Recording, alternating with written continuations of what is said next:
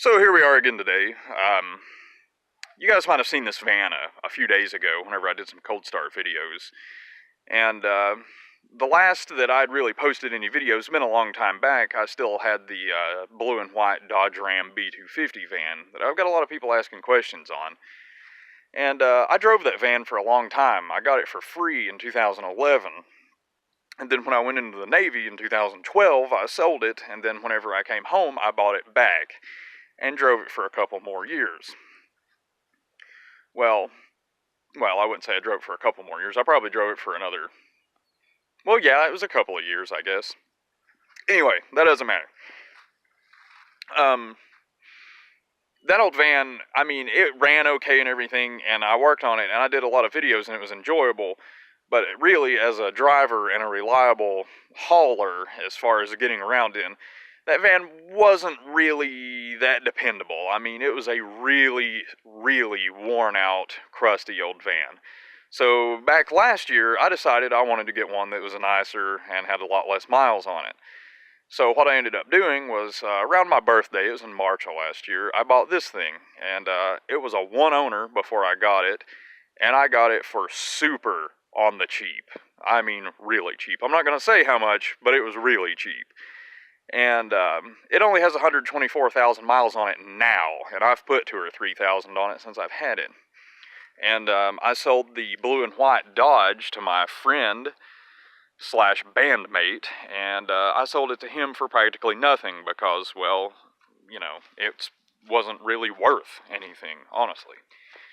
But as you can see right off the bat, this van is in much, much nicer condition. It's been repainted at some point in time in the past, but the quality of the paint job is pretty poor. And you can see, especially in areas like that, and in areas like that. But from a few feet away, it does look good, and the interior in it is in great shape.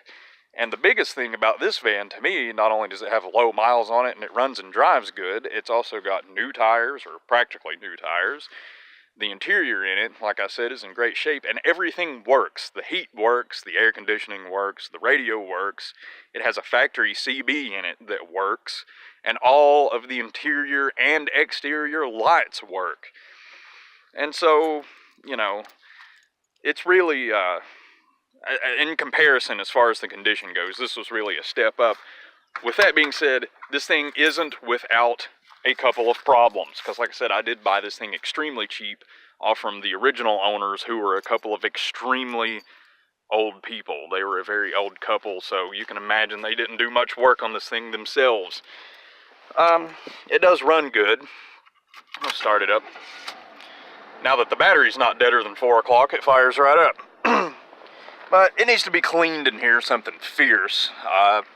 But you can see it's got all the seats, it's got the table, and of course the back seat folds down into a bed.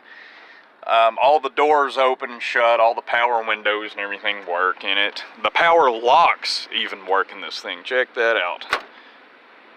Yes, indeed.